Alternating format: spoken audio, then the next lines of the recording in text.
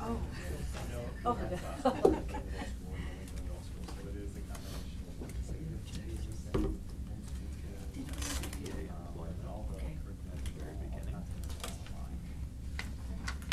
Of action items.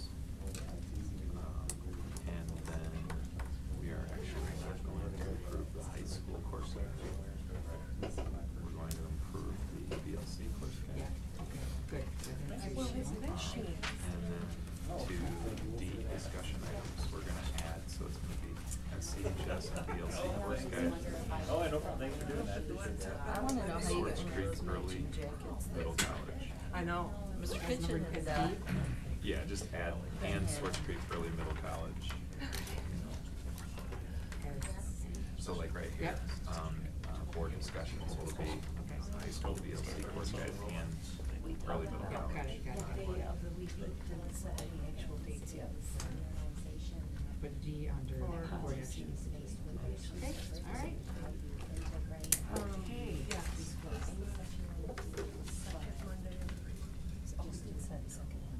Call the meeting to order. Please stand for the pledge. I pledge allegiance to the flag of the United States of America and to the republic for which it stands, one nation, under God, indivisible, with liberty and justice for all. Welcome, everybody. I was going to ask Jim and Ben to sing the national anthem, but I thought that would be going overboard. Just want to congratulate you, gentlemen. Nice.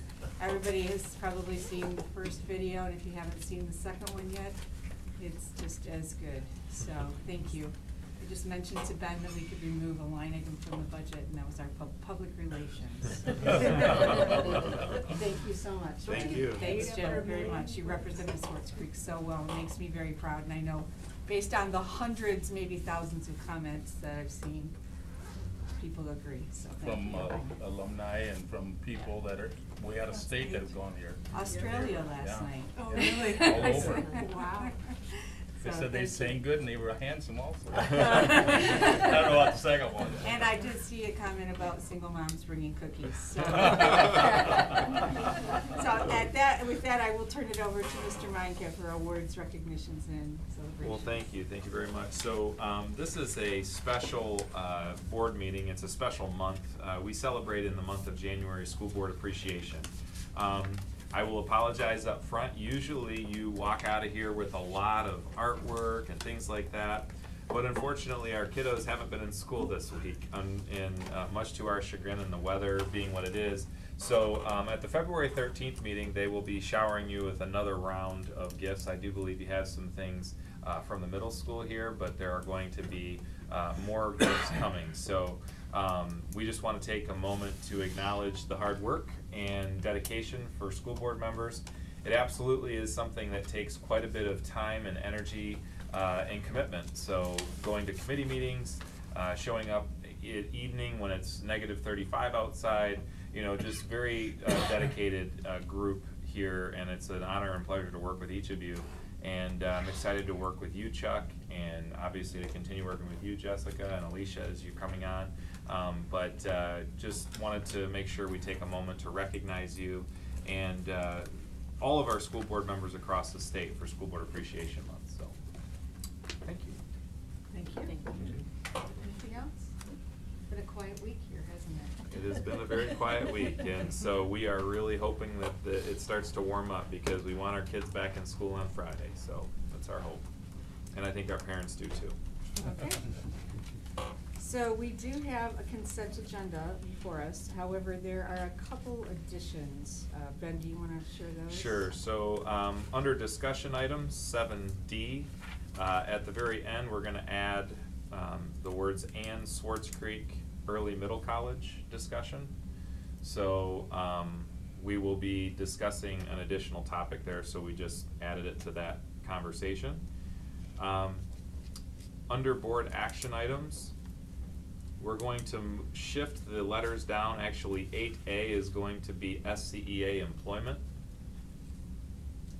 And then approval of Crim Foundation Safe Routes resolution is going to become B. Local inspection resolution is going to be C. We really want And then approval of VLC course guides is going to be D. On the new 8D, we're going to be crossing out Swartz Creek High School. We're not going to be approving those guides yet tonight, but Mr. Kitchen is here to present on them, and then we will actually go ahead and move forward with the approval at our next meeting, but they had a couple things that couldn't be addressed with the staff being out on Monday and Tuesday. Okay. Other than that, we should be square. Okay, so with those changes, I would entertain a motion to approve the consent agenda.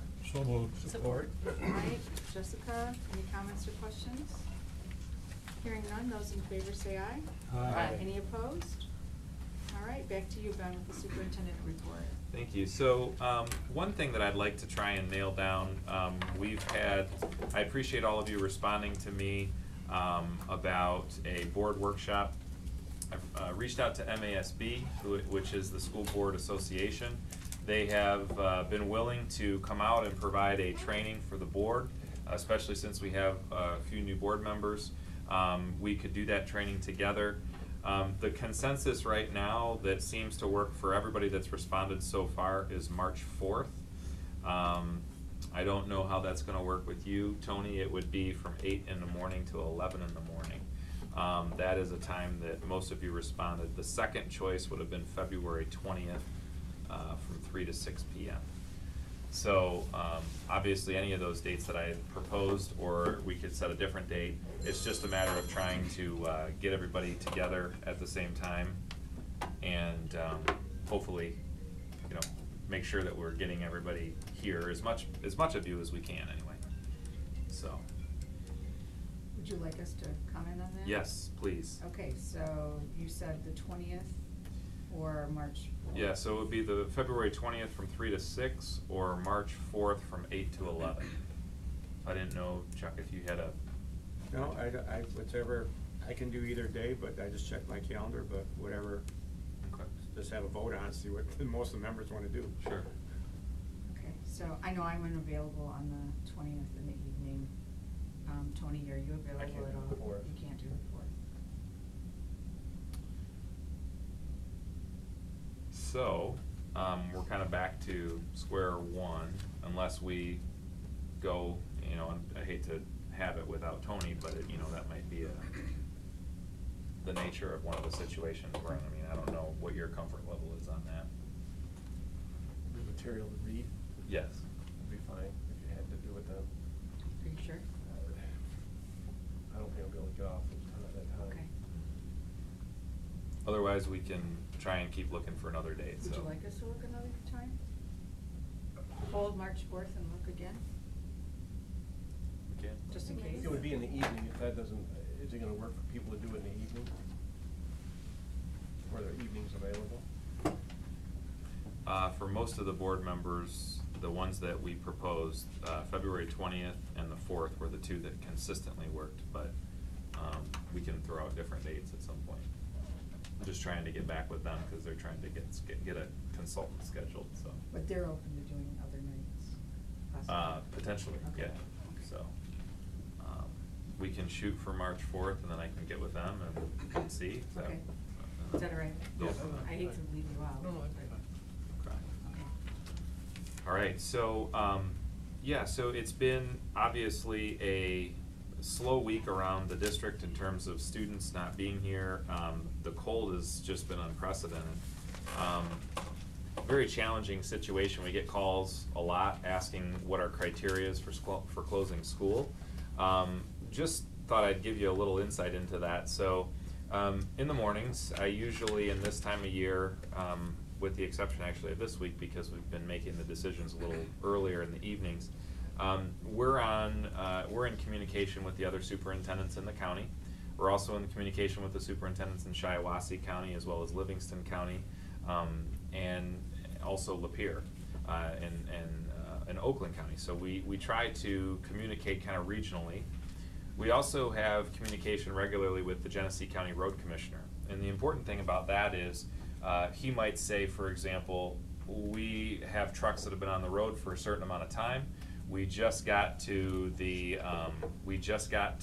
point in your district, and we're done plowing for the night, and we won't be able to get back out there. So that kind of gives us an idea that if the back roads aren't plowed, and then we also have, in the midst of that, we have a number of people in our own district who are driving the roads, who are out checking the roads, RC Hunt being one of them, to make sure that the roads are safe. So they're driving all of our different back roads and main roads. And so usually we coalesce around a decision around 5:15, and we try to communicate that decision by 5:30, because if we make it any later than 5:30 a.m., we will already have bus drivers getting into the buses and getting them on the road. So the last few nights with the weather emergency that was released, we made the decision a little earlier just because of the fact that we knew what was coming. And so it's not an exact science, but I will tell you that we've received guidance from the American Association of Pediatricians, as well as the National Weather Service, that negative 19 degrees with wind chill, when you get below that, it's only a matter of minutes where frostbite can set in. And so you have a situation where potentially students could be walking to school or be sitting out at a bus stop for 15-20 minutes and risk exposure like that. So we are constantly trying to balance safety, which that's our process, alongside the fact that we want kids here in school. And so, you know, we constantly get, as superintendents, the balance of the phone calls that will say, you know, back when I went to school, I trudged through 5 feet of snow and bare feet and everything else, as well as the people that every time there's a dusting think we should close. So we try to balance that and take a pretty fair approach to how we would call school. So just to kind of give you an update on that and kind of how we move that forward. Another thing, I'll have a legislative update for you. The new legislature and the new governor have taken office, and so we'll be able to get you some more information as soon as they start their work.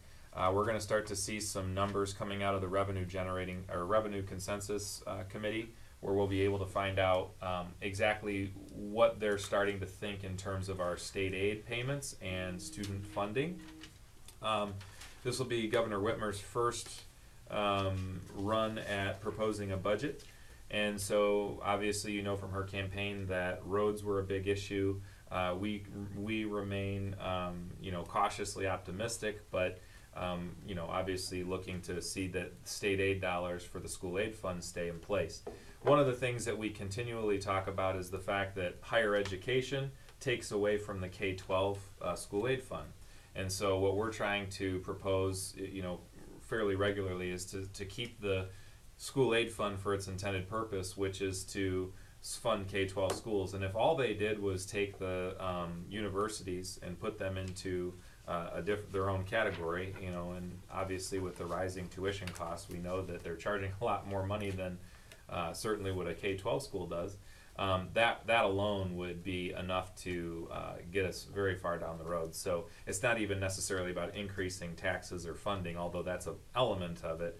What we're really asking is that they just make sure that the money that's earmarked to go to education really goes there. So we'll have more information when we see kind of how the new legislature and executive branch are going to interact together. So I'll have an update for you at our next meeting.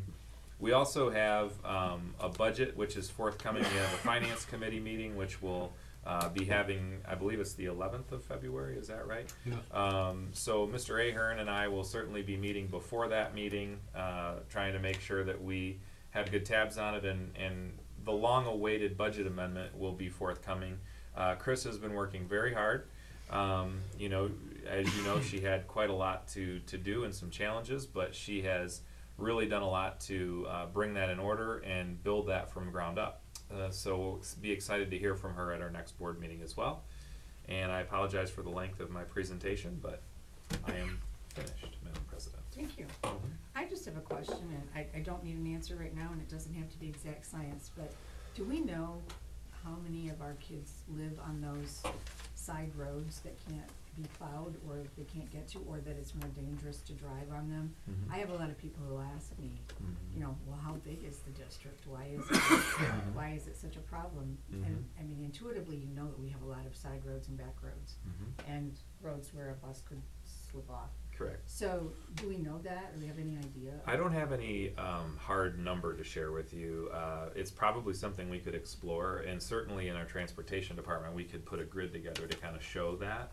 But what we do know is that we do have a large concentration of students that is sparsely populated around an extremely large area on the west side of our district.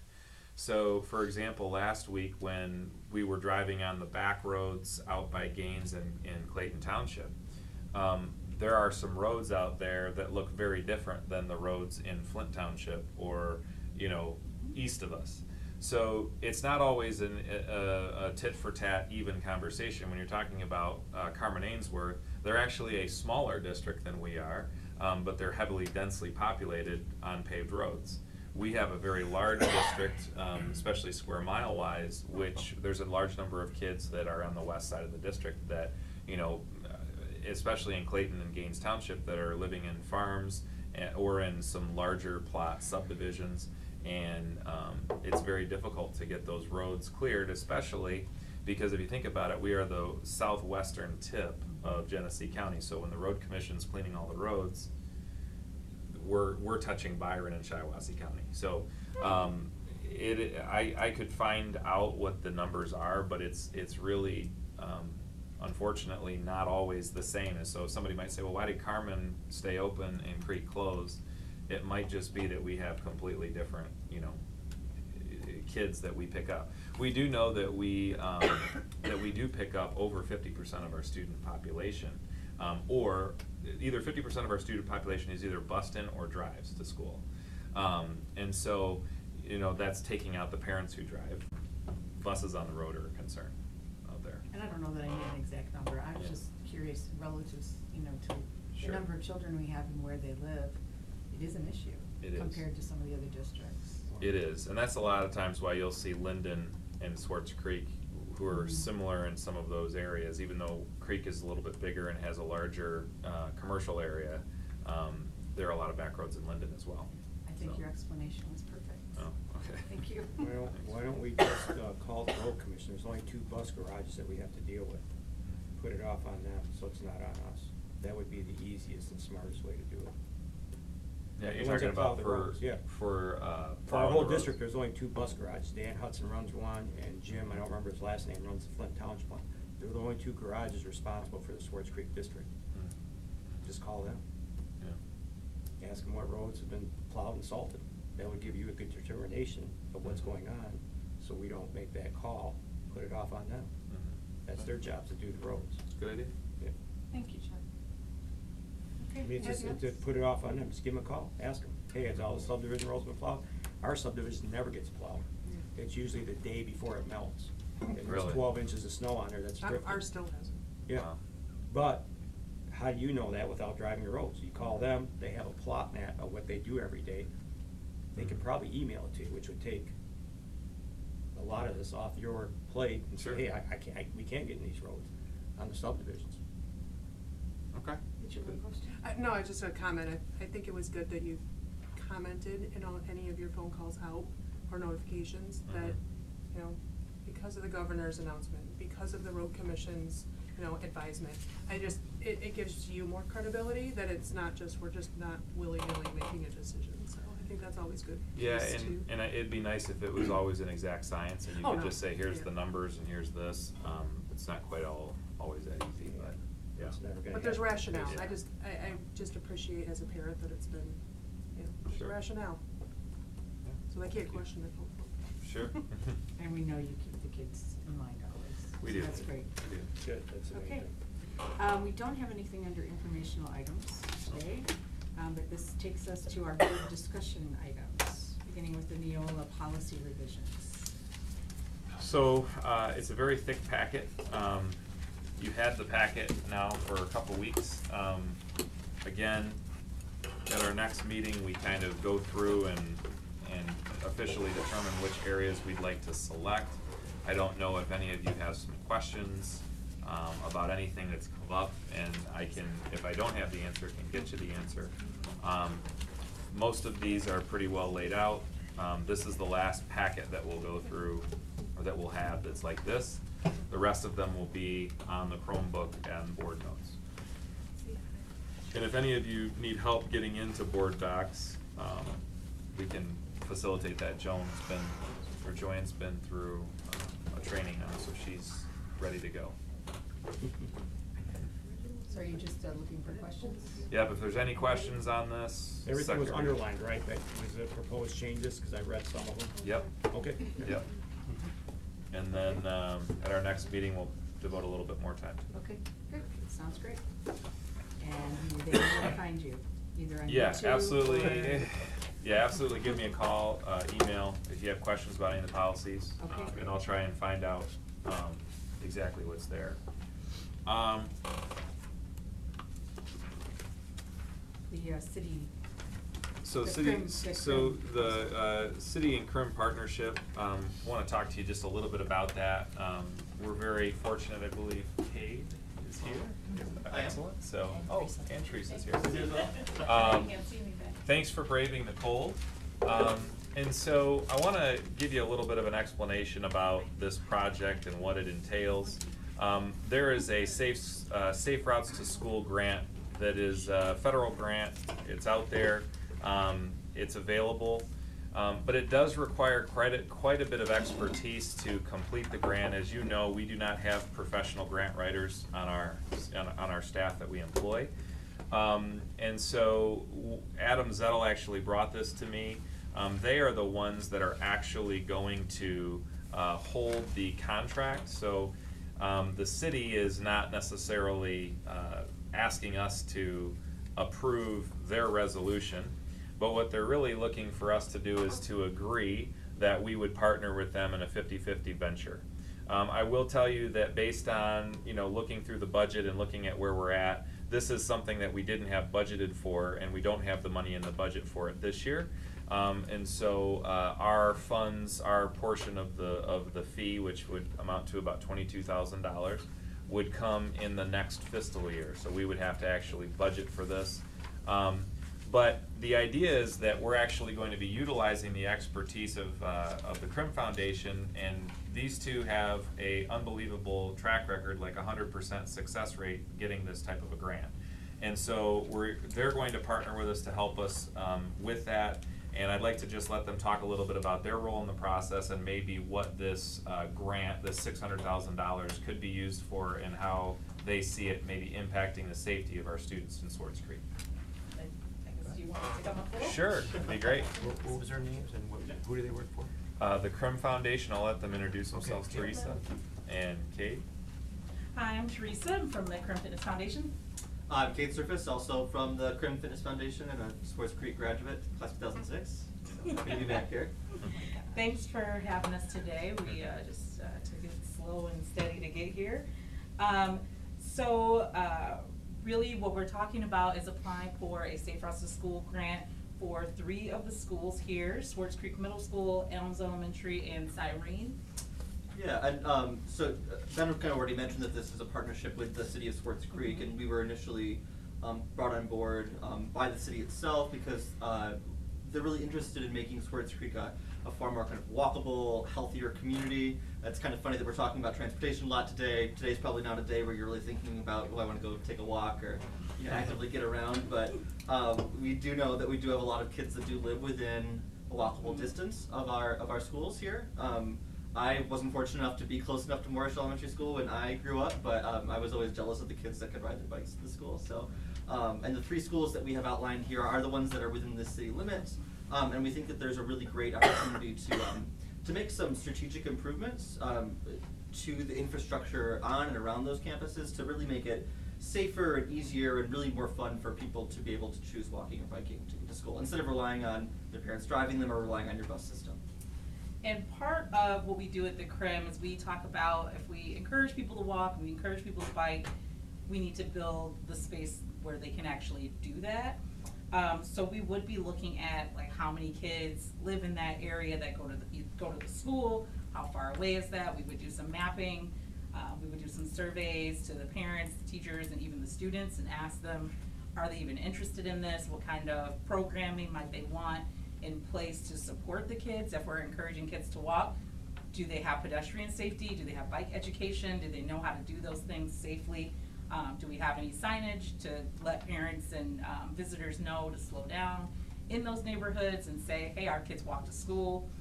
Those are all things that we would be considering throughout the process. Is a very community input driven grant process. Takes about 8 months to a year, depending on how big of a district you are. But there's a lot of input. So they, the program officer at Michigan Fitness Foundation, they're re-granted the funds from the state, and so they kind of manage which schools are getting the funds and all of that kind of stuff. I think they might have talked to us about Swartz Creek and said, hey, are you guys doing anything in Swartz Creek? I actually got a call from the Michigan Fitness Foundation and MDOT specifically about a news piece that ran about Moorish Elementary School last year about some concerns about walking and biking there. So anyway, there's interest at the state level in supporting this work in this district. A lot of interest in our office, and it seems like there's some really great support from both the district and the city. So yeah, and having the city's support is really important. They really help with getting a lot of the paperwork stuff done around the engineering and the processing and when are things going to happen and construction, and getting out and doing some assessments of the physical environment. And what we've done so far, we've done projects in the city of Flint. We did one in Genesee Township, but they ended up not wanting to move forward. They did get awarded though, but but we did. We've gotten like probably $1.5 million in Flint, I think. over the past year, we've brought in about $1.5 million in investment into sidewalks, crosswalks, bike lanes, signage, signals through around elementary schools in the city of Flint. I think there's 11 campuses in the city of Flint, and so far, I believe we have Safe Routes to School grants at 10 of them now. So, and we've applied for 10 of them. So that's pretty exciting for us that every single one of them have gotten it. I think our latest round, we got 4 schools. It was about, what is it, $720,000 for infrastructure. So sidewalks, the crosswalks, things like that. They got $120,000 or $720,000. And then they got an additional $32,000 for educational programming to happen in the school. Yeah, that's not to take up too much of your time, but I think that's also important to note that so in addition to all of those infrastructure dollars, there is also a non-infrastructure component. So for every one of these grants that you write, there's also some money that can go toward classes or curriculum for your gym teachers potentially to put on, or bike clubs they want to put on after school. There's money that can be put aside to not only build really great infrastructure for the kids to use, but also teach them how to use it safely, or intentionally to educate parents on how to drive through it safely and things like that. So it's really important to us and to the Michigan Fitness Foundation that kind of both of those sides of the coin are taken care of. One of the things that we have noticed has been a problem with our students in terms of safety, there's not a pedestrian walking bridge on Crapo Street coming into the middle school. And we do have a large number of middle schoolers that walk that path. And so every winter, we're asking the guys to push the snow as far as they possibly can, but the kids are actually walking on the road. There's no pedestrian area. And every year we get several complaints and calls, and I have to agree with them. It's not necessarily the most ideal setting. Is this type of a grant something that could address something like that, and maybe let us know what other types of things that might be able to help improve the safety for our kids? So yeah, really anything that has to do with safe walking and biking infrastructure, we can kind of try to tackle. One of the great things that you have with us is that even if you have kind of a specific challenge, we can do all of kind of the work digging up the evidence for how we can make a case to the state government to fund it. So in sort of its most basic sense, Safe Routes to School grants they're really in place to help kids get from the front door of their home to the front door of their school and back. So if you're dealing with like a situation where kids are trying to get from maybe one facility to another facility, it can be tough to make that argument, but if we're able to, and we will do all the digging we can to kind of make sure that any of those implementations, those interventions do kind of still fit the criteria of the Michigan Department of Transportation. We have a lot of experience working in the city of Flint, and we know that there's transportation infrastructure in general in the city is in rough shape. It's an old city. It's got crumbling infrastructure, and it's important to us that the work that we're putting in not only kind of benefits the actual kids, but also just the residents in those neighborhoods, even if they don't have children going to those schools. So we have we've done a pretty good job, I think, of prioritizing projects in other neighborhoods so that they kind of have the largest impact, I guess. Great. So could you describe the crosswalk? Is it elevated or is it just highlighted? What does that look like? Crosswalks that we've funded in the past? Yes. Yeah, so they can be as simple as just sort of new paint on the walking surface, if that's what's demanded, or they can be as complicated as a pedestrian activated signal, where lights come in and new signs and things like that. It wouldn't be it would be possible to even get something like a bridge, like you mentioned. It's all of these things that sort of have to be weighed with the needs of there has to be a demonstrated need from the students themselves and from parents for what they kind of need. Yeah, there's a lot of conversation with the MDOT engineers, the city engineers, and then just from the community of how many kids live in that area, how many parents are saying they would let their kids use that if it was there, support from the school. So it's really, really good that the city is like, we want to be the most walkable city ever.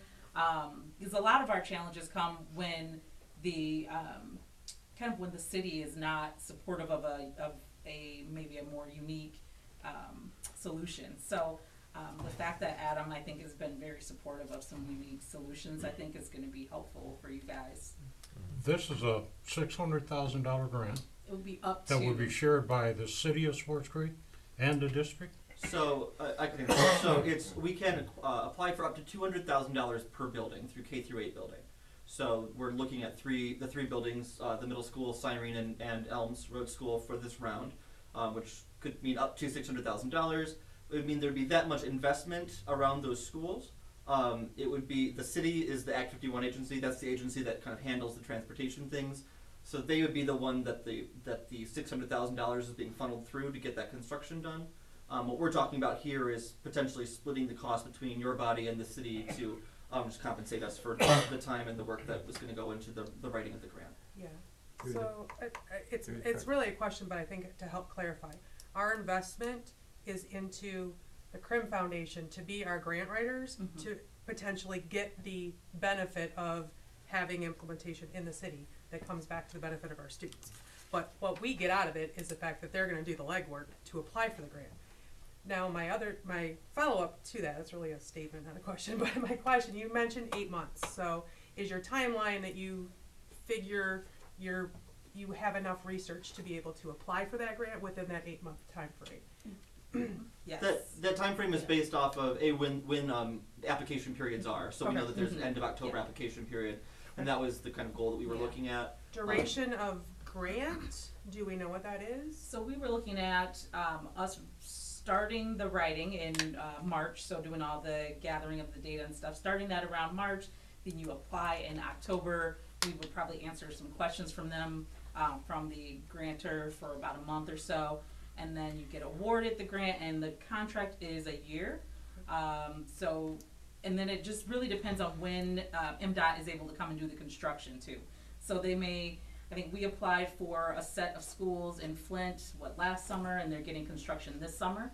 But they were able to get the $32,000 for their school district started basically right away. For the programming side. Yes, for the programming side.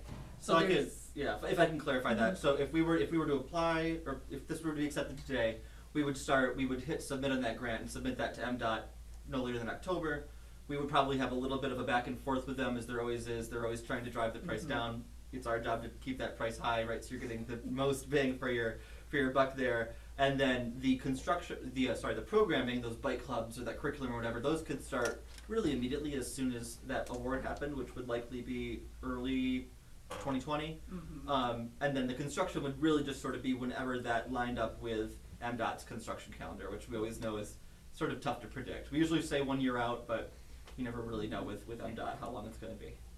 And then I had a question before coming in. What happens if we don't get it? Because we're obviously investing in your expertise, but I think you spoke to that, is that you've applied for 10 and got 10, so that just speaks your We have a really great relationship with the funder. The other great thing is that, I mean, you would have a fully formed grant submitted, and then if for whatever reason, if there was some blaring thing, then there would be some direct feedback from that we would be able to kind of immediately make and modify, and then you would be potentially able to submit it in the next round. Yeah.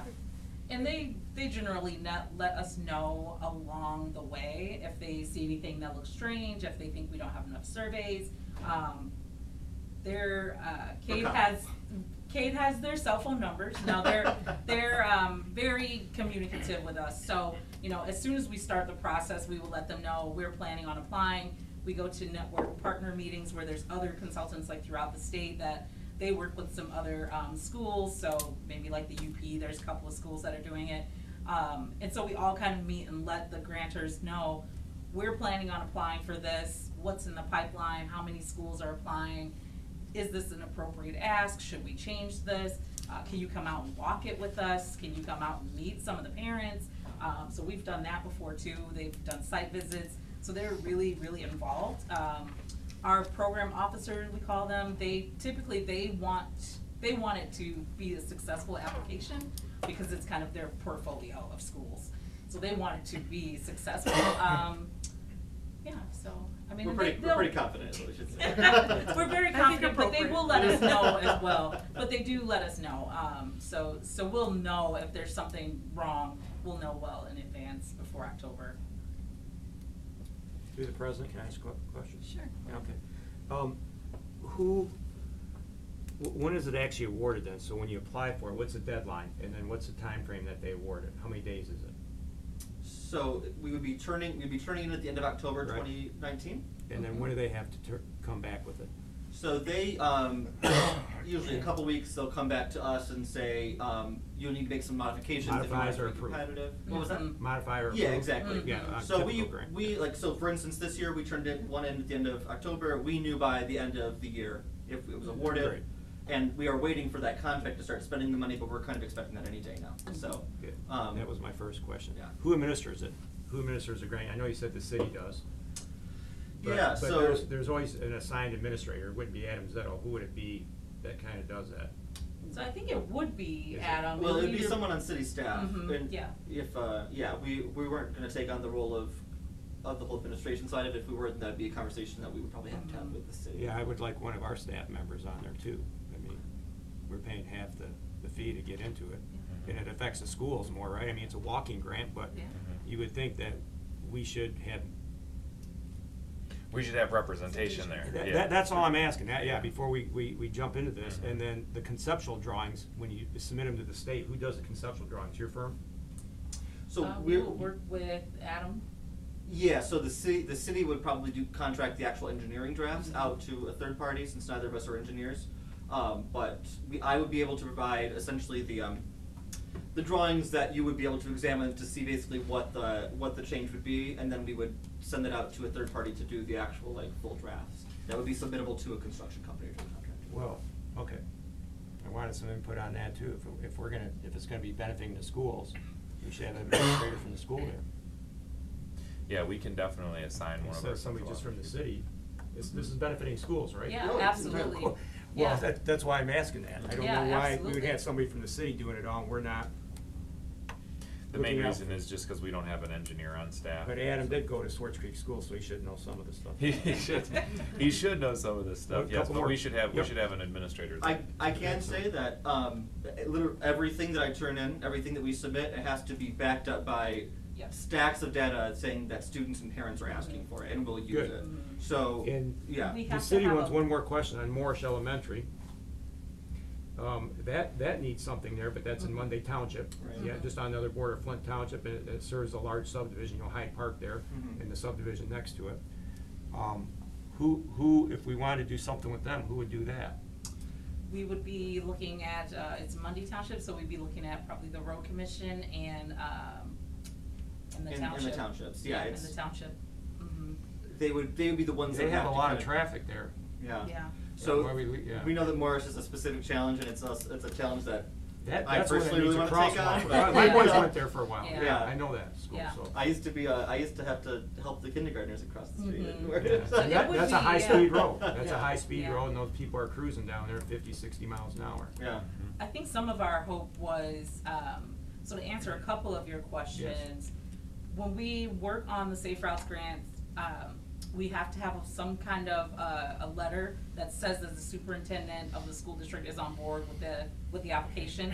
If we submit our application without any letters from the schools, it would not get approved Right. at all. Perfect. And then when we submit the application, we have to have a team identified, and usually that's somebody from the school, somebody from law enforcement, somebody from the city, some involved parents, just saying like the PTO is accepting of this, and we have to say specifically like their name, where, you know, who they are, what their title is, you know, if they're the Title I person. So townships can do it though too. That Yes, was my and concern. I don't townships think can more do it shall. too, Yeah, yep. yeah. So I think it's just a matter of probably reaching out to them and finding out if they're interested in it.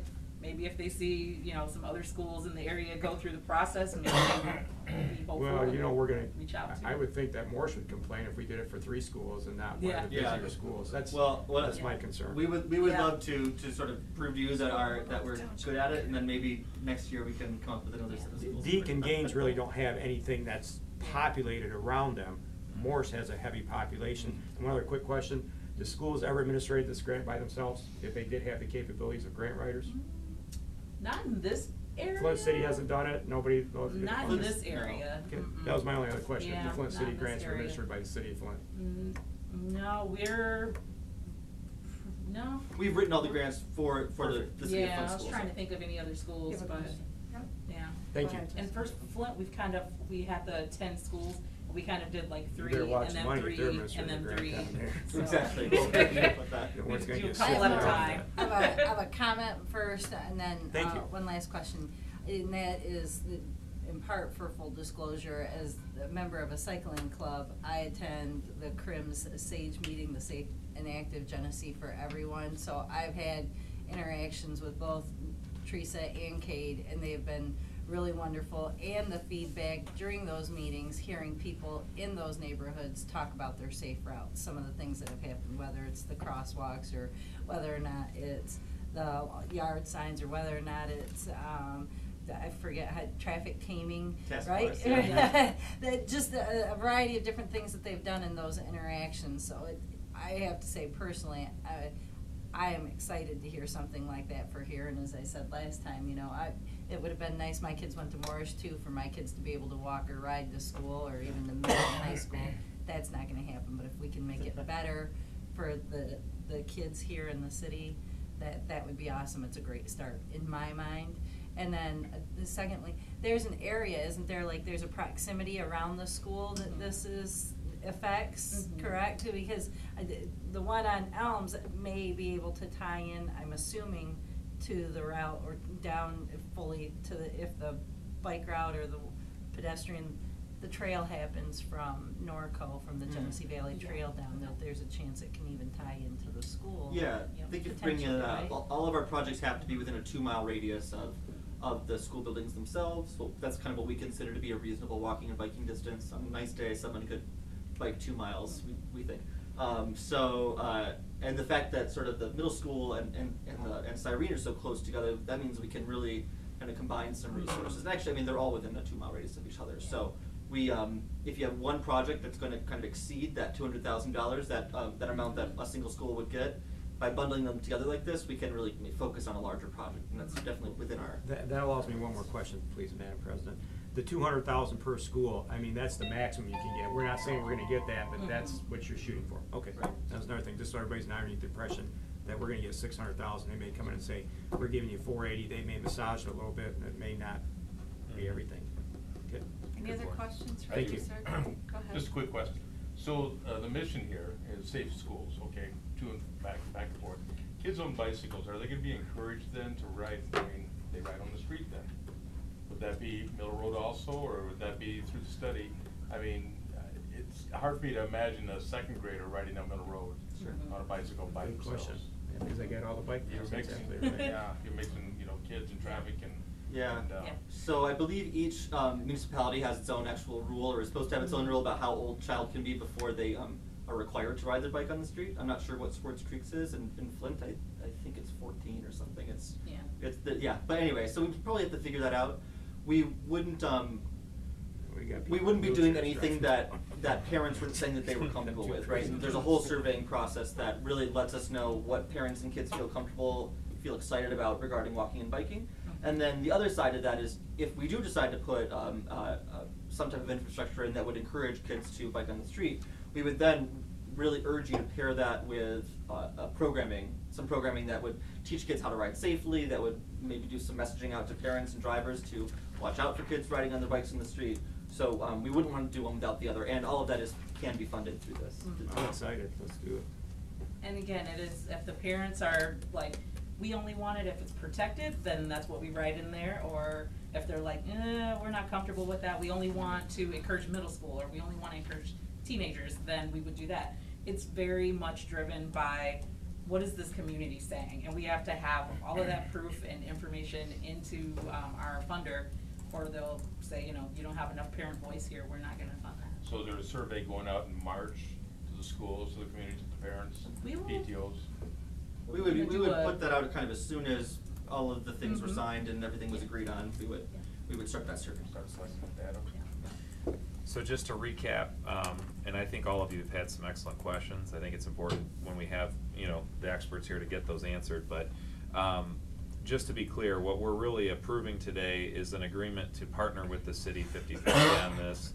I think knowing that our school will have a equal say in some of the projects as it affects us, and we would have to assign an administrator to work on their teams and committees.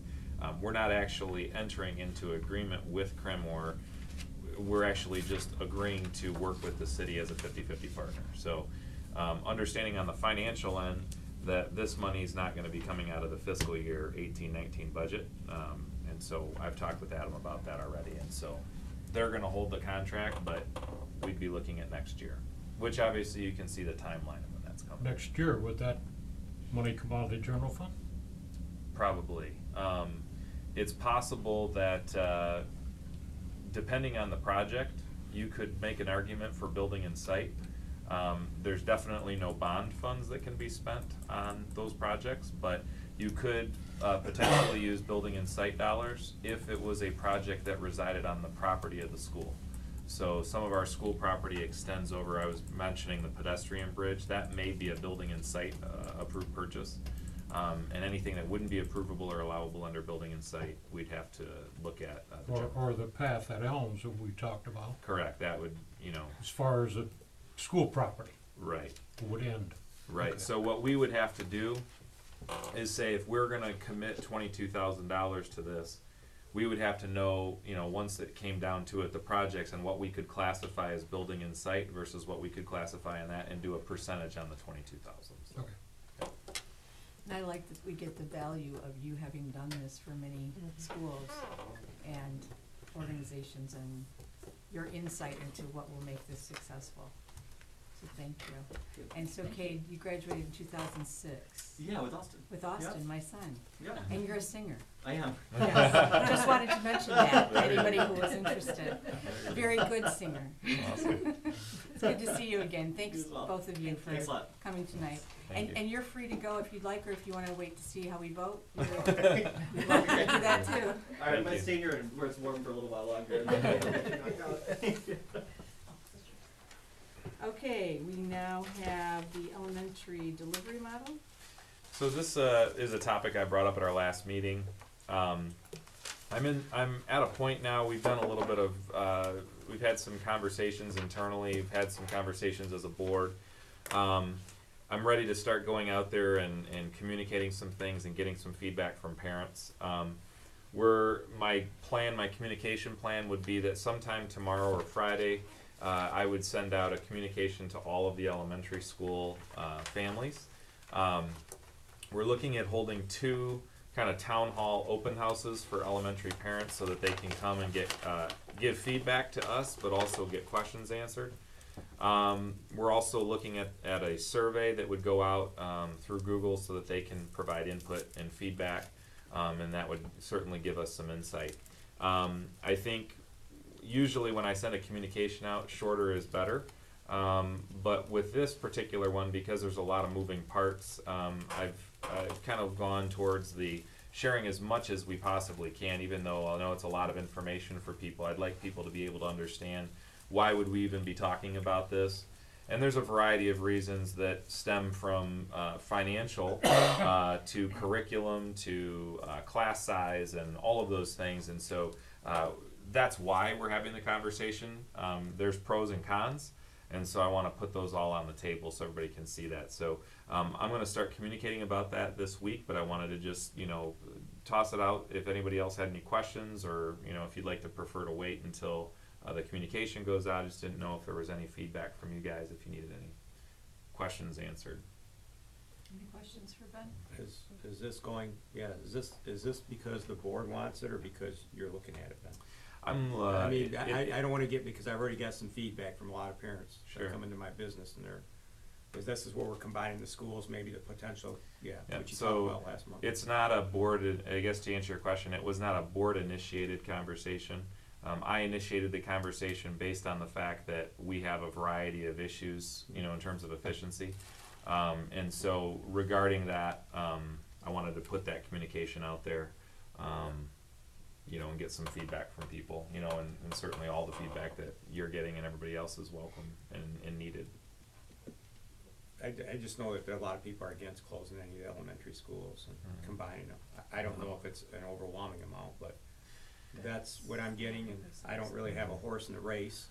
Yeah. But Yeah, it would be, that's what we're gonna combine. You were talking about last month where you would take like 2 schools and make them K through 3, and then 2 schools maybe make them 4, 5, 6. Yep. So it would not be. We definitely wouldn't be closing any of our elementary schools. What we would be looking at is, we'd be looking at the potential of instead of having 5 independent K-5 buildings, Yep. having a couple early elementary schools, a couple upper elementary schools, and so that's the general concept. I understand the concept. I'm just telling you what some of the people are saying Yeah. already. Sure. With Gaines being on their own.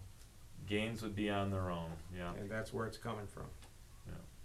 Can you highlight your timeline or what your thoughts are in process? So you're gonna communicate out kind of what Yep. your thoughts are, Yep. what that entails, or kind of what's being proposed. Yep. And then surveying, and then Well, we're going to provide looking for- opportunity for face-to-face feedback, Okay. right? We're going to have an opportunity for digital feedback, Okay.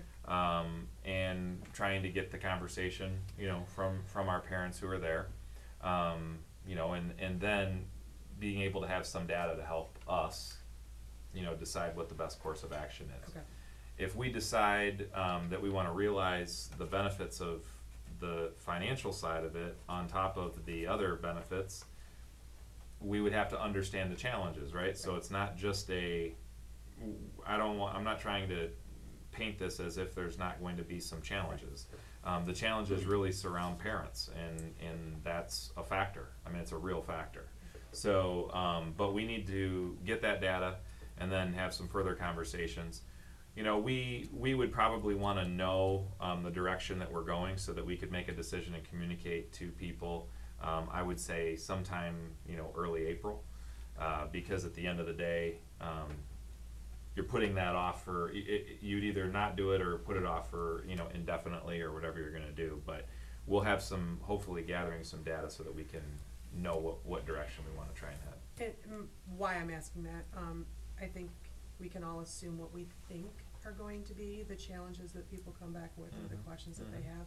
So if we, or you, really put together this presentation of how to address those challenges that they may be coming forward with, we may not even be hitting the mark, and have no idea Sure. what really people are gonna come back with. Yeah, absolutely. No, I think that timeline's perfect.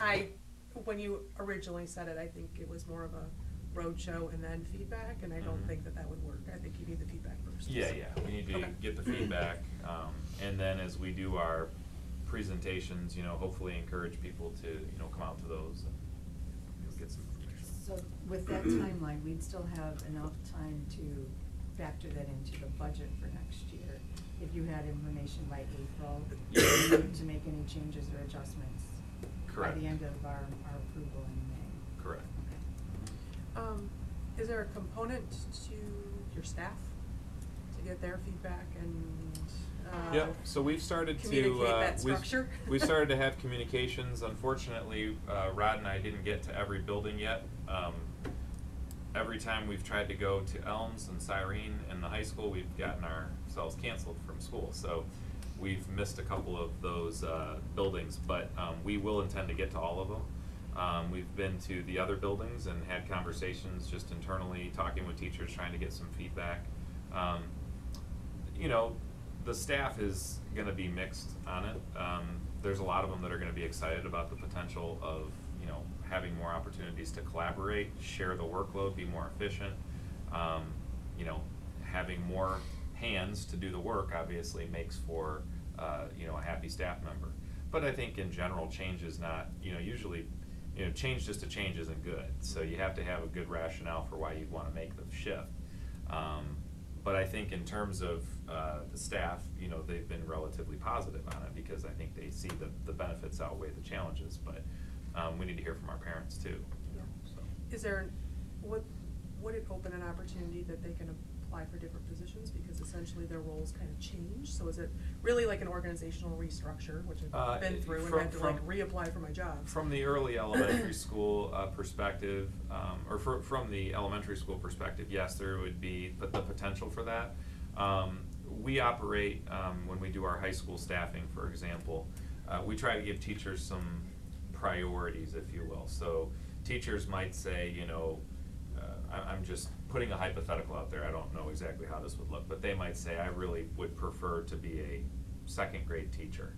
Wherever it is, I don't care, but I want to teach second grade, and that's my number one priority. Their number one priority might be, I want to be at Morrish Elementary School. You know, and so what you do is you allow the teachers to kind of weigh in on that, and then you combine that with the feedback of the entire elementary administrative team who knows all of the staff and their strengths and have been working with them, and then decisions are made in tandem. And what we try to do is we try to make sure that every teacher is at least getting one of their top 3 priorities met.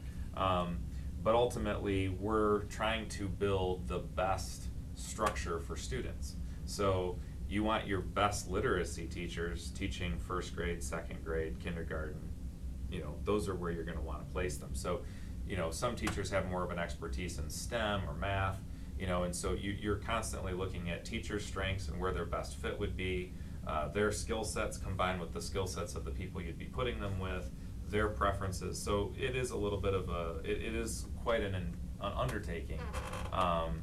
But I also don't believe that it's going to be this mass, it's gonna be very structured, and you're also going to be having a situation where a lot of the teachers are going to probably be staying in their current buildings, while there will be some shifting for sure. So there's gonna be a myriad of things that we have to talk about around. It was going back to the timeline more than anything, like, okay, if we're talking, we kinda gotta be decided by April, are we gonna have some staffing issues we need to address over the summer?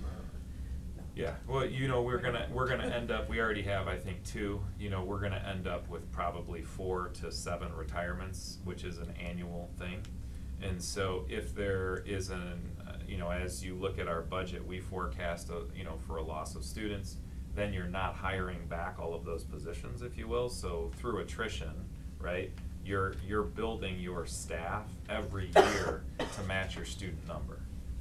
So if you have 4,000 students and the next year you have 3,900 students, you don't keep the same number of staff members you had when you had 4,000 students, or else you'd be spending a lot more money than you can afford.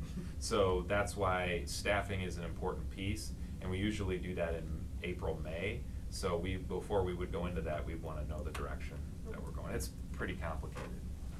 So, speaking of the timeline, if this does unfold, this whole concept, everybody would have to be ready to go by September of 2019? If we chose to do it, yeah, I mean, and that would be kind of the part of the conversation, right?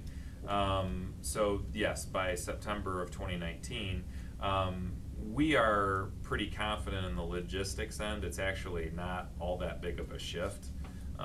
You know, in terms of the logistics internally, you're probably gonna stagger your upper and lower elementary schools by 15 minutes, because you're gonna need, it's gonna take you about 7 minutes to get from one building to another.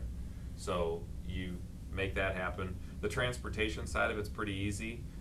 You know, you might have somebody who's walking to Cyrene, they still walk to Cyrene, they just hop on a bus and take a 7-minute bus ride up the road. So the transportation side is probably the one that's the most complex, and we've already looked at some preliminary maps and how that would work. Pretty confident in the logistics won't be an issue from that perspective. The biggest part of this, if we're just gonna, you know, kind of get it out there, is we need parent feedback, because they're the ones that are gonna say, well, I don't wanna have a party at one building and a party at another one and not be able to go, you know, those are the kinds of things that are gonna surface amongst others that we, as Alicia said, don't even know what potentially could surface. So there's gonna be a variety of things that we just need to get feedback on. And then we can make some decisions, like maybe we can do some things differently than what we're initially thinking, if it could accommodate some of those requests, right? You know, It's a lot to do in 7 months. yeah, Yeah. yeah, so, but we're Well, you not said all that 50 atypical. 50% of the parents drop their kids off, cause you said about 50% drive or use a school bus. Mhm. So we got 50% of the parents out there that are dropping their kid off to one school that may be bused to another school. Mhm. That's what we're saying, right? In some senses, yes, potentially. I mean, some of them could stay at that school. If my kids, they went to Morse for the first couple years in Cyrene. Sure. They lived here in town. Yep. So Mhm. underneath that concept, they go to Cyrene, then they get bused to, if they're fourth, Mhm. fifth graders, maybe they go to Deke or whatever. Sure. You designate those schools. Mhm. I think the parents are gonna have a hard time with that. Mhm. I know the concept, I understand it financially. Sure. But a lot of them parents are gonna have, oh, we take 2 kids. A lot of them, what happens when the one goes to middle school Right. and one's still in elementary? You got the same thing. Yes. I mean, it's And that's not just, ideal, I but think about their moment. it's not as bad as it sounds, is it? Well, but elementary kids are paid to a little bit more attention, parents are a little bit more concerned about their little ones, and I wanna go to this school and pick up my Absolutely. kid, but no, he's at Deke, because he's in 5th grade, so I gotta run up there, something happened.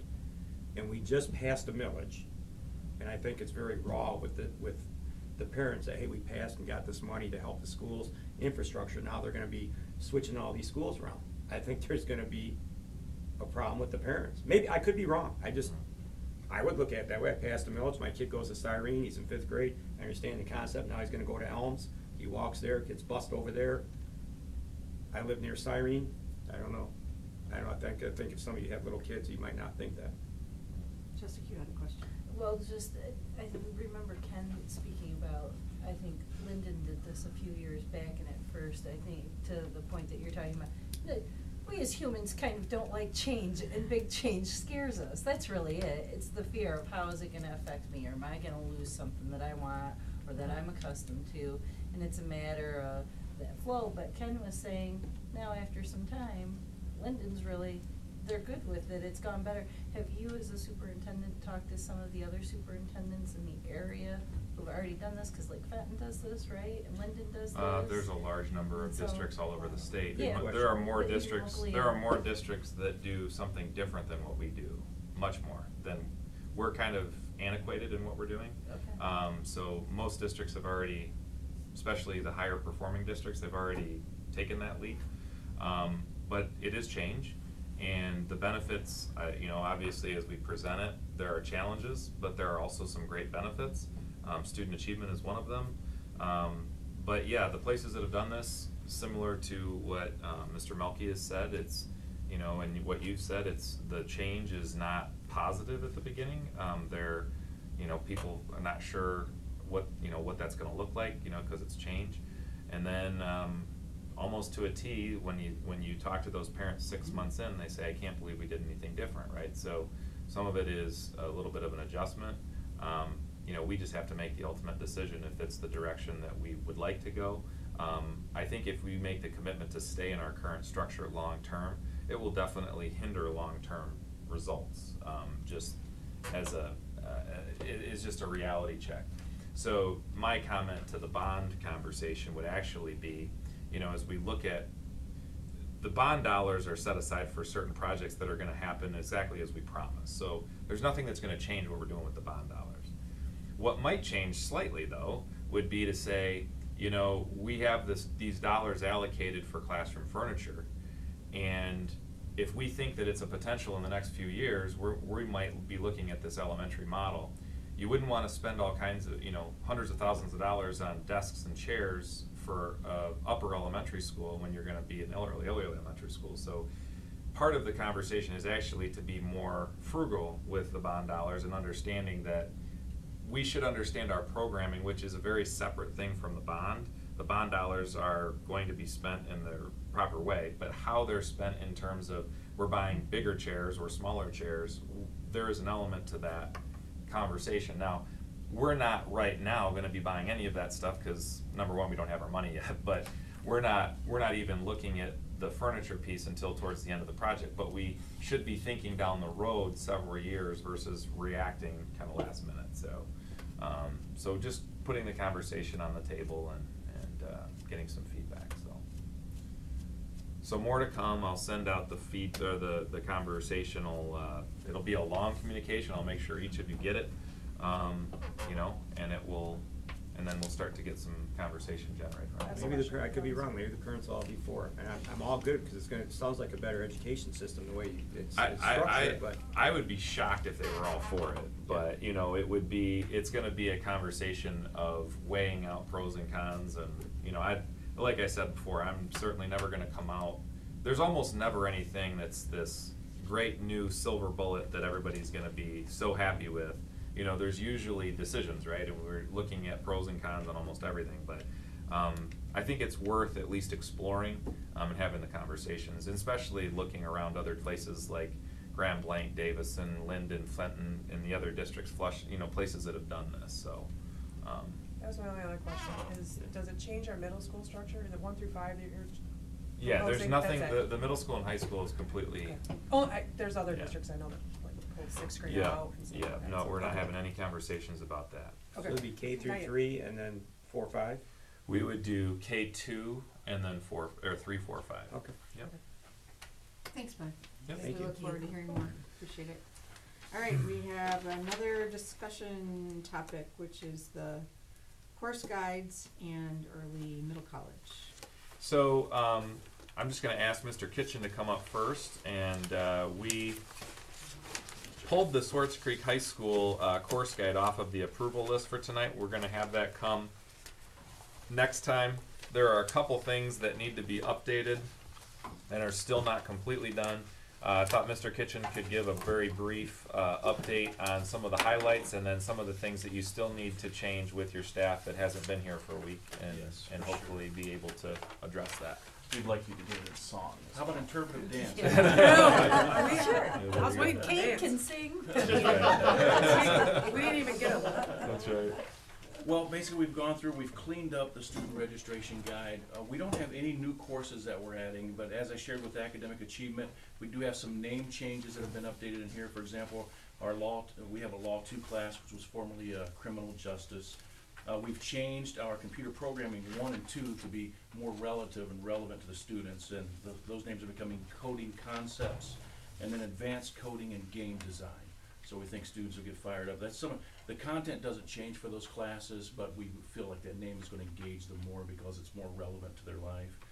And so no real changes here. The updates that we want to make and bring to you, we need to update our dual enrollment information and also update some co-op information. We had some new information that needs to be put into the course guide so that we're sure to have precise information for our students as they make decisions about courses.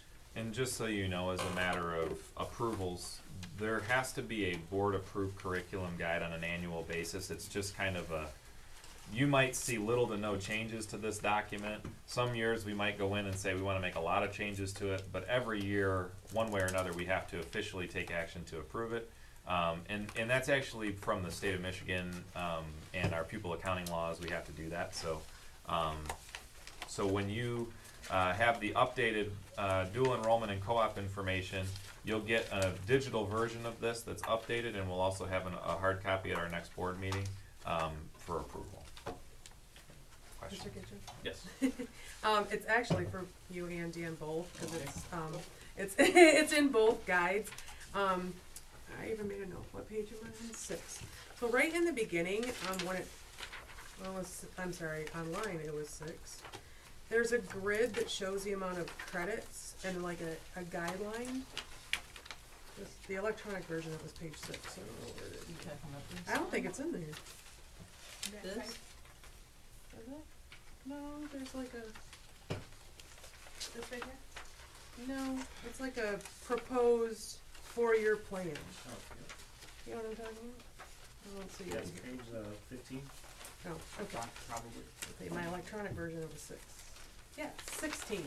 Sorry, 16. What page electronically again? It was 6. Okay.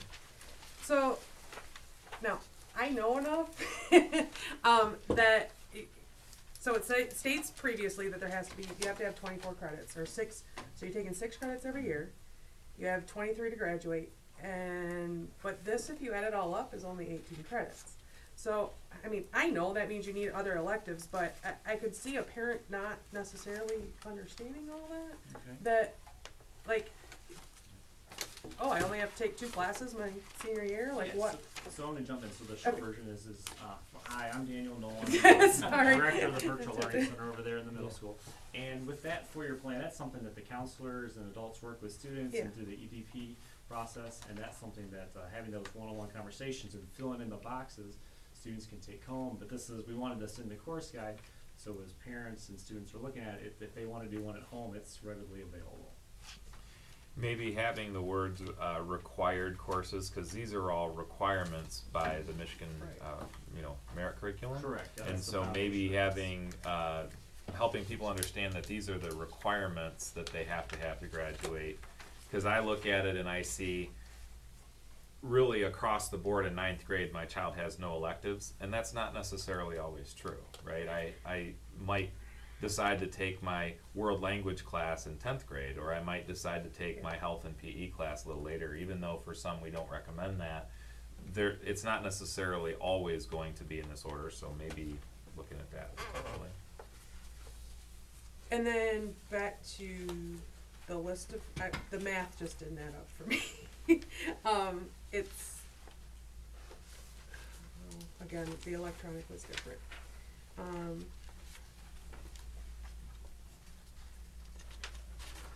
It gave a total of 24, so 18 required, 6 electives, but you only have to do 23 credits to graduate, but you also have to have 6 every year.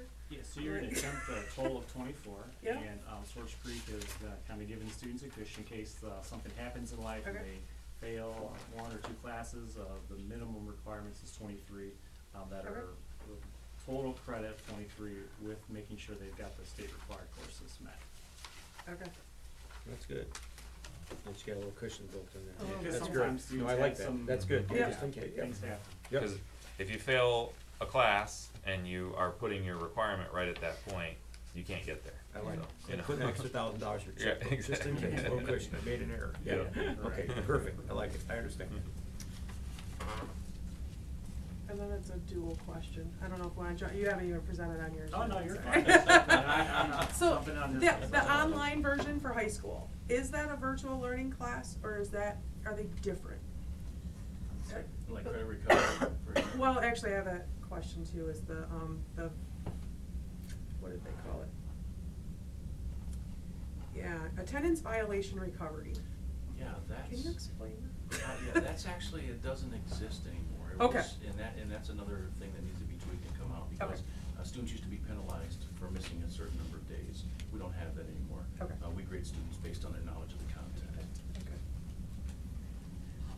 Well, good, then that leaves that question out. But I guess the online class, so a virtual learning class, you have to get a D- or above, because basically as long as you pass, you pass.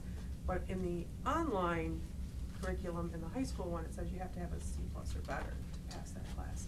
So is it not the same So, class? that one, I think you might be referring to, testing out or, earning credit like you take a semester exam. So for all the classes, the minimum score to earn credit is at 60%. So that 77%, that C+ number that you're looking at is probably, if you were looking at page 7, which is ways to earn credit, Yeah. speaking to testing out. Or if a student is not passing the class for a semester, but they take the semester exam and their earn a 77% or better, they are gonna earn credit in the course. So that might be where you're looking at. That's actually in the state statute, so they specify 77% as a requirement, so that's actually state law. And what they did, this has probably been in effect for 10 years now, every high school course has to have the ability to test out. So you might have, in theory, and this almost never happens, but you might have a child who comes in and says, for example, we have a testing out window, and they might say, I'd like to test out of biology. Well, if you can take the final exam and get a 77% or better, then by law, they earn credit in that course toward the Michigan American curriculum. It was this online learning section. That is, what page is It's in the it? high school one. Yeah. 5.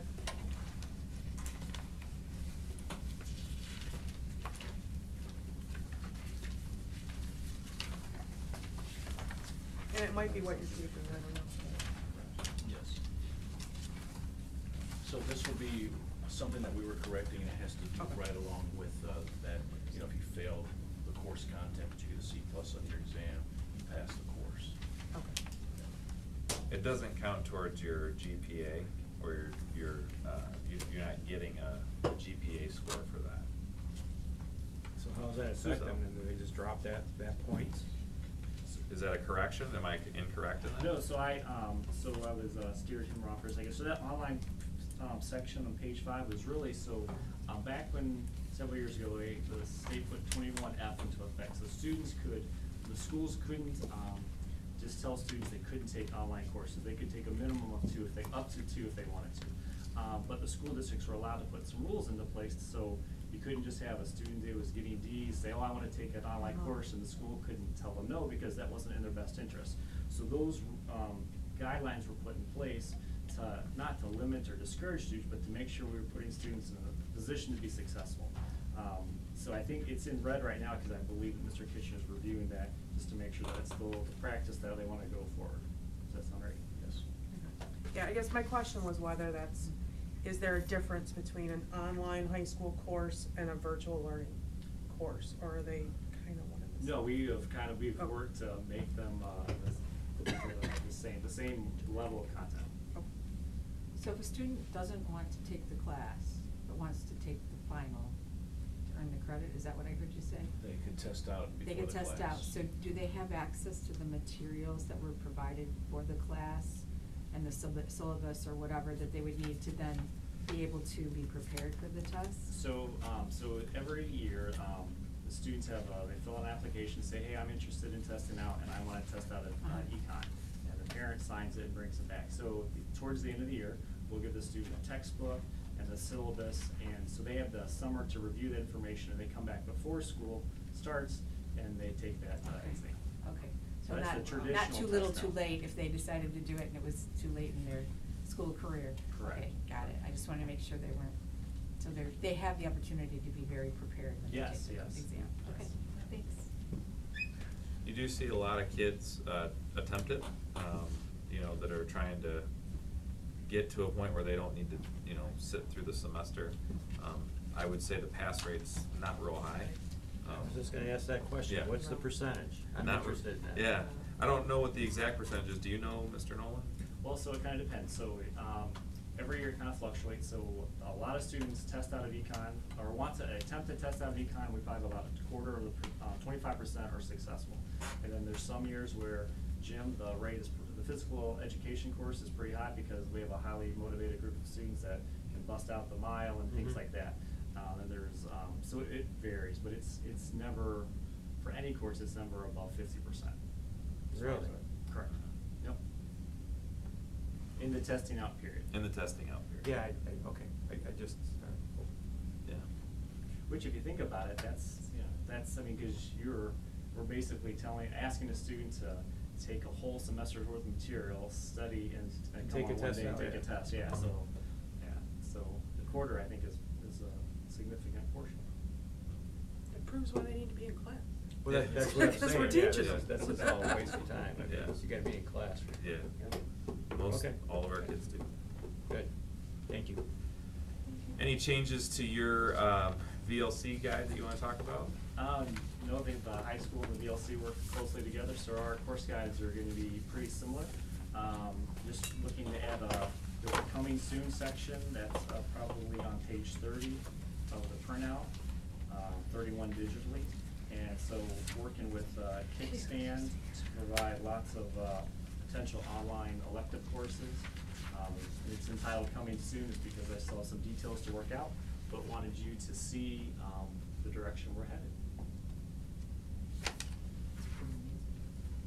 Very impressive. So are those all available then as electives potentially for any high school students?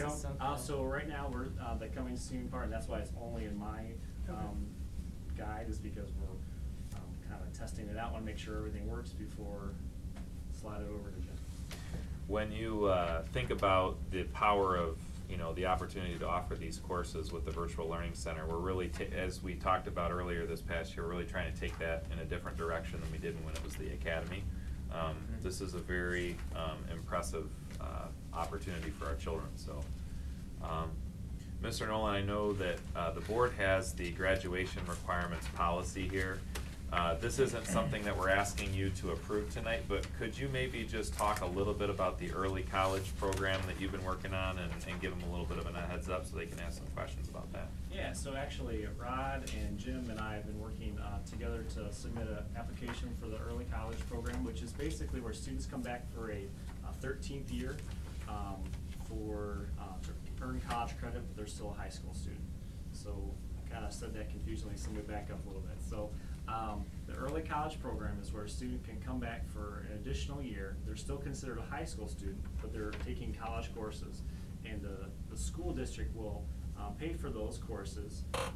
So the student will, it doesn't count against the high school for graduation rate or anything like that. And by them staying a high school student for an additional year, it really financially helps the student and it actually financially helps the district. Oh, I like that, that's So the great. short of it is we get an extra year of FTE and they get an associate's degree. It's a fantastic opportunity for our kids, particularly those that really have that mentality of, if you think about the trades, associate degree, you know, trade school, those types of things, they have the opportunity to take some of those programs, and there's several programs that we're exploring right now like that, so. Yeah, so the board language is just one piece, which is a requirement from the state, that language that you can review. I think the question was raised at academic achievement about what year would they actually graduate, or their diploma would be the year that they anticipated graduating when they started kindergarten, correct? Or No, it would be the year after. Okay, They all right, walk. so that anybody who had that question is it, they walk the year. They walk with their group, But their diploma would but be. they graduate the next year. Oh, I didn't know that, okay. Because they went out of A lot of them have the stigma of wanting to walk with their classmates that they've gone through school with. Right. But when they walk across the stage, they're Yeah. just getting their diploma cover. 'Cause we They're not hold actually one getting their class diploma. back Right. that They have take, Oh, one more. which okay. makes them our students still. Good. So All we right, let them that walk makes- with their friends, basically. Good, no, I love that, that's good. No, that's good. And that Perfect. 13th year, are they still on campus? No, so Okay. they're, It's all virtual. So they take the 'Cause they're one over class 18, for I us expect. is virtual, and then the rest of their time is on Mott's campus, so. So they don't actually interact physically in their 13th year. And they're not eligible to play or sports or anything of that sort? Like a red-shirted high school student? I think that's great. Get into some college games. Interesting. And we would be able to tell parents approximately how much money that would save them in terms of, you know, room and board Yeah, and that's why I and like it. tuition and fees and I had to pay for college other for a while. things. It's a lot Because better. textbooks would be covered as well, or no? So that one I have to double check on, because I know Okay. we're reviewing some, dual enrollment, and technically that falls under dual enrollment, but the cost savings to parents is significant. That's why I like it. So Does the state give you- us any money back if they're still being taught by Swartz Creek? Do we still get a allocation of money back? We get their full Full allocation. FTE. They Oh, count that's a as a no-brainer student. then. Yeah. That's a good business venture for the Right. school. Okay, Yeah. good, let's move on. You just said That's a- something, I just wanna make sure if I may, real quick. The early college path, did you say, is that the same as dual enrollment, or the difference because It there's that is extra a year? dual It's a type of enrollment. dual There are enrollment, so in multiple talking dual about it. enrollment That's it. opportunities. So the early college path is strictly with dual enrollment though, is Mott and U of M. Kettering, and That's Kettering, anywhere you wanna go. Right? it's wherever you want. Just making sure to clarify that. We pay a certain amount for dual enrollment, and the state gives us that number, and then we have some latitude with that, but we pay a flat amount. So you wanna go to Harvard, you're gonna get the same amount as if you go to U of M Flint. I mean, you can take the class wherever you want, but we're not gonna pay any more than our state required for that hour. Does that make sense? Yep, yeah, I read that in there, Yeah. the 632. Yeah, it's approximately, Yeah, correct. yeah. It changes every year based on Right, the foundation. right. When do they elect to do or do you not know, is that still Well, in that's a great works? question. So we're in the process of getting approved, and we anticipate that happening. So, but, we were target current freshmen, no matter whether we start next year or the year after, we would be targeting that current freshman class and hoping there would be some that start their sophomore year would go into that direction. Okay, The bulk of your classes would start a couple your junior year, a couple more your senior year, until the 13th year you're completely on their campus. So it's Okay. graduated.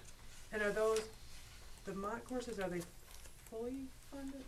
Is there any parent price? So typically, for the most part, we would They're cover cheaper per all the credit mock hour, so costs, but, we would cover most of it. That's Okay. why we're partnering with Mott. Yeah. I like it, that's Okay. good, perfect program. And then, can I ask your, some of that dual enrollment stuff was in yours, is there anything that the parents sign initially when they sign up, that they are responsible for the funds that are required, for the difference in dual enrollment and deep? so go ahead, you can Well, talk about. Yes, they definitely sign up for that, but we're getting better with that. Okay. We're clarifying, which is a piece that we're bringing to you about dual enrollment. We're clarifying exactly what the district is gonna be responsible for, and what the parents are responsible for. For example, if a student takes a class and fails it, the parent's entirely responsible for that load. So, but we wanna make sure that that's clarified, and that's one of the pieces you're. And I say it's not, I'm a deep parent, Yes, I don't remember signing anything. All right. I knew what my obligation was, I just got my bill, but yes. as a board, I think we need to be cautious that there are parents out there that. That they know that, is what you're saying. Well, that we're That's gonna have to go perfect. after some people for some money that they didn't realize they have to come forward with. We're not the collector, are we? We are for the other portion, if it's not for the middle college and Okay. most dual enrollment, but Yeah. there are some dual enrollment programs that there is a cost to the parent. We're And then we have to attempting- go after them? We'll have to. Potentially, Oh, I didn't know that. yeah, so potentially, so we get a bill from U of M, and then we pay our portion, right? I don't like that part then, I didn't know that. So this is a separate program, so Yes. this is the DEEP program now, which is a separate program. So the DEEP program is, a program where kids can go in, it's engineering, I think we offer, and, what's the Pre-law. other? Pre-law. Yeah. So you can jump in, you can take basically classes during your junior and senior year at U of M, and when you graduate, you have these college classes that will transfer likely into a different program. Yeah, they're under your belt. Yep. Yeah. The difference between the DEEP program and traditional dual enrollment, we're most of the time going through Mott, which we pay for the whole bill because it's such a cheap tuition. Right. With U of M Flint, the DEEP program, the parents are on the hook for a portion of that. And they know that when, they go through that process, we need to make sure that there's a form. We actually just talked about that a couple weeks If ago. they're financially responsible, like Alicia says, so Yeah. we're not on the hook, or we Correct. just send them the small claims, or hey, you gotta pay this. Right. We're not gonna pay, okay. Right, yeah. That's great. Exactly. So still if the like it. student needs tutoring services, who's responsible for doing those, or can they seek them at Mott or at the school? So both, so regardless of, whether it's deep Okay. or it's, early college, or they can come, there's Mott and U of M both have tutoring programs in Kettering. But I'm confident any of the teachers at the high school would help Okay. any of the students. And that's really the purpose of this program, is to help students finish college, Mhm. start and finish. Right. And so they see it as, they get wraparound services if they're still attached to the high school. Okay, So, good. yeah, That's great. we would be responsible for helping them. Good. They're Thank great you, programs. gentlemen. Any other Awesome. questions? Who has to do all that legwork? Are you guys doing it, or do you have somebody that helps you guys? You can't do all that. Well, currently our counselors, Oh, okay. do a lot of All that, right. yes. Okay, yeah. Counselors and the business department. Perfect. And then there are specific counselors on the other end at the Yeah, colleges yes. that That are are- also kind of in charge of that program too. That's So great. It's, Good. they're really good. I love it. It's a good program, sounds like. Nice job. Thank you Thank so you. much. Thank you. Appreciate it. Okay, I think that's all of our discussion for Yep. now. All right, going back, find my agenda. It's buried underneath here. We have on our agenda, a SCEA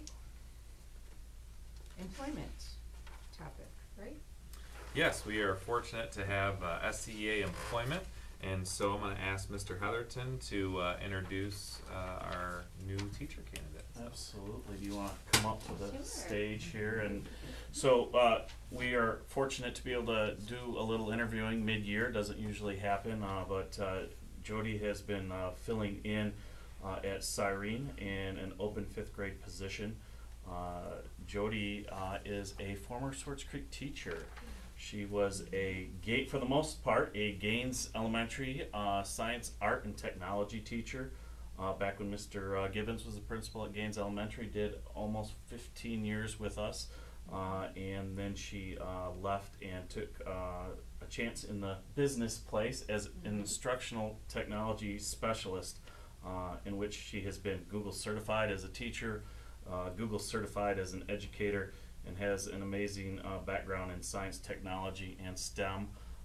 She came in to take the place of a position at Cyrene and has done a fabulous job.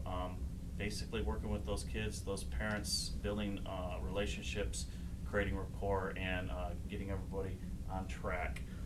So we're pretty excited that she's decided to come back to education. We're thrilled that she's excited to come back to us, because she has, not only was she talented when she was with us the first time, but she has 3 years of some pretty pristine technology integration background with her since she left. So I'm going to have her talk a little bit about herself. And that's what I was going to say. Wow. So Sorry to steal your thunder. No, you did it much better than what I had planned. But it is an honor to be here. And like Rod had said, I've been with the district for about 15 years. My kids are dragons as well. So I'm very excited to have been called back home into this position, and I had no idea how much I missed working with children. So although my time in the business industry was fulfilling and adventurous, and I learned a lot, I'm very grateful for the opportunity to be back here in the district. And in all of my years working in Swartz Creek, I've never been so enthusiastic about the direction that the district is going in and the innovative changes that are occurring, and I'm very excited to be part of, or have the opportunity to be part of that growth. So thank you. Thank you very much. What's your last name, Jody? Goff. Goff, okay. I knew I remembered, yes. You remember Yes, me? yes, I do. Yeah, and I'm familiar faces. Any questions for Jody? All right, with that, I would entertain a motion to So approve moved. employment. Support. Brian, Jessica, any comments or questions? Hearing none, motion is Swartz Creek Community School employ Jody Goff as a teacher at Swartz Creek Community Schools. All in favor, say aye. Aye. Any opposed? Welcome. Congratulations. Welcome back. I'm so excited. Thank you. I can't believe it's been 15 years. I know. I started when you were 8. Congratulations. Thank you so much. Good to see you Thank again. you. Great to see you. Congratulations. Thank you. Congratulations, man. Thank you. Welcome back, Joy. Thank you so much. It's not every day we get to have one return home, so it's pretty cool. It is cool. It's awesome. Jody, do you sing? I was like, watch out, Kate. Oh, I do sing in church. I just let it all out. I'm gonna keep all asking. sing. You need a choir behind you. Okay, next on the agenda, we have approval of the Swartz Creek City Income Foundation Safe Routes Resolution. I'd entertain a motion. Support. Jessica, Sorry. I put Mike? that there. We're getting aggressive. Any comments or questions? Just a couple questions on that. Sure. Do we have a way of backing out of it if we need to? Yeah, actually, I believe we do. I mean, if, Nothing against If anything, nothing- just in case something comes up, I just wanna know if we're committed on it. yeah, if something were to With this come up, resolution. we would be able to do that. And I think to what they had kind of alluded to also, and Adam and I talked about this, we don't anticipate this, but if in the event we're early into the game and they say, hey, you're running into some challenges that are gonna be too difficult to overcome, of course, we'd be able to at that point say, okay, well, we're not gonna invest all of that then, at that point, so. And, when will we have conceptual drawings? Do you know, before or after you guys put in for it, or? Before? And what month do you think that would be? If it goes in October, sometime in the summer? Probably During- the summer. Definitely yeah. during the summer, yeah. Okay, thank you. That was my question. I just wanna know what I'm getting into. Sure. Okay.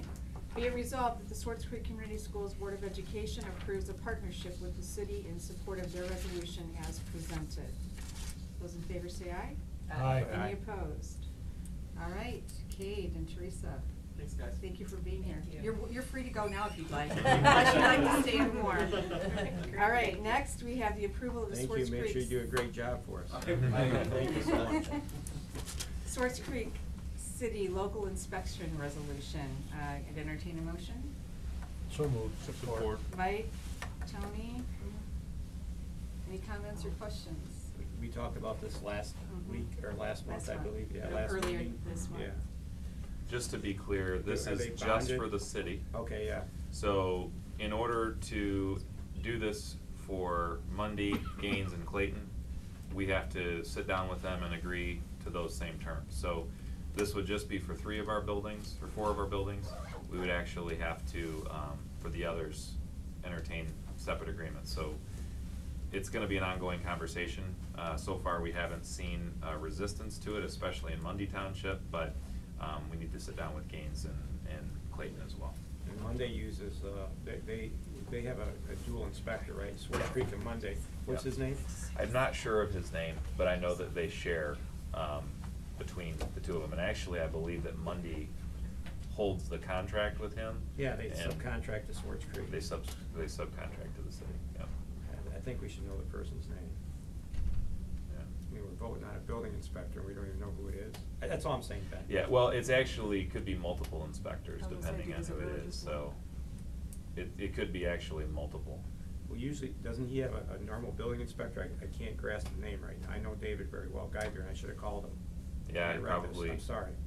Yeah, I'm not sure of the exact name and. It's not Wile E. Coyote, Acme Building Supplies. No, no, I don't think so, but I also don't know, we're not, the resolution would be not to commit to an individual, so for Okay. example, if they retired or went somewhere else, we would still be in agreement with them, in that event. Any other questions? Hearing none, those in favor say aye. Aye. Any opposed? Finally, we have the approval of we're not going to do the high school, the Virtual Learning Center course guides. I'd entertain a motion. So moved. Support. Second. Tony, Chuck, any comments or questions? I would just recommend those edits that we proposed would be the only thing. And you'll definitely see those in the high school guide. Anything else? All right, be it resolved that the Swartz Creek Community Schools Board of Education approve the Swartz Creek the Swartz Creek Virtual Learning Center course guide as presented. Those in favor say aye. Aye. Any opposed? All right, with that, we have public comments. Do we have anybody who would like to comment? Going, gone. All right, our public comment has left. And comments or questions from the board? Anybody? No? I just have one, if I may. Do we have other, board members that you know of going to the MASA conference? The February 8th Yeah. dual. I forgot to mention that 2 weeks ago, so I'm No, feeling the I need did to too. mention it now and see if anybody I know that else- Brian is going, but he's actually gonna be down there already, I think, the night before, so. Okay. But anyone that's there, it'd be great to sit together and go to the sessions together, Okay. so, yeah. Anything else? Yeah, I got it. No? All right, I wanna thank Teresa and Cade, and I want to thank you, Danielle, and Jim for joining us tonight. Congratulations, Jody, welcome back to the Thank you. district, and, I think that's it. I have one last thing to say, actually, if I may. Thank you for the gifts, however, Yes. they really aren't needed, I don't think. It's very sweet. They really aren't. Just wait till you get your, stuff from the elementaries, you'll be Bring your surprised. Kleenex. Yeah. Awesome. It is appreciated, but not needed. Is it a CD? No. No. Oh, actually, I'll comment. I don't know if everybody else was invited, the, Elms Road, variety show. It just happens to be on our school board meeting night. Oh, I do have a Yeah. comment, yeah. What was that on? I think it's in, I don't remember, I think it's in February. Yeah. Yeah. It was on Tuesday. But anyway, it was a nice invite. They invited all of us, but it's. Yeah, thanks for bringing that up. Unless I'm wrong on I the had date, one but. comment about the, I never received an email from you, but you did text me that lady's name, which I won't mention here. about that, because I had people come into my business complaining about the PTA lady, that there was some money missing. And has that issue been resolved? It's under investigation by the state police right now. Okay. And so as soon as I get an update, and we get an update, I'll certainly let you know. Okay. We have issued. I told you how I felt about that. I don't Oh, want to yeah. associate with any of that crap. Yeah. So, okay. Yeah, we have issued essentially some requirements for us for them to do any fundraisers at the school. Okay. And part of that is that we need to see their cash handling procedures. We need to see also their kind of articles of incorporation and how they're handling that, their officer structure, which is something we have the ability to request. They don't have to provide it, They don't but we have to don't, provide it. we We don't don't have to also put our name on it. That's correct. I And don't our want names, that on there. our name's not on it, Okay. but we don't have to allow them to do fundraising if it's gonna present a problem. Yeah, I just, like I said, I had a couple of people come to my business before it even was really found out, and they're like, hey, Chuck, what's going on with these people taking money? And I'm like, what are you talking about? I don't know, you know? Yeah. So, okay, good, I just don't wanna be. Elms Road, 26th, so it's not on a. That's But they do want a RSVP. This is nice. I was wrong. Can I say one more Yes. thing? Might be a little bit of an update for the Genesee County Association of School Board Members. I did attend that meeting last month, and it was well attended. And one of the things that stood out from what they talked about, I know that I mentioned to you the Ring of Silence, and they were talking about a presentation for that, for human trafficking. But the other part is, the big thing is they were talking about how, encouraging school boards to engage with their, House and state, senators. Because amazingly enough, they said when you actually talk to the other elected officials, how often they don't have engagement with their school boards. So it was just something to put out there. One of the suggestions was to invite them to our school board meetings. Yeah, so I was gonna say, we should be inviting them. Yeah, I'm not certain, and I'm just mentioning, maybe we already do, and they Sure. just don't come, I don't know. And we can almost have like a board subcommittee report if we wanna add to the agenda, the update when you go to a meeting. It's We up can to make you. sure we get that out there, so that'd be good. Okay, good. All right. I don't hear any other comments or questions. We have the need to go into a closed session for the purpose of considering the lease of real property. I would entertain a motion. So moved. I Alicia, think so, Mike, any comments or questions? Be it resolved that the Swartz Creek Community Schools Board of Education go into closed session for purposes of considering the lease of real property. OMA 15.268, Section 8D. Joanne, would you do a roll call, please? Alicia? Aye. Yes. Yes. Brian? Yes. Chuck? Yes. Mike? Yes. Paul? Yes. Carrie? Yes. And Jessica? Yes. 7 yes. Okay, we will go into closed session. We'll take a 5-minute break and we'll come back into session. First. Yes. Oh, wait, Everything anything else.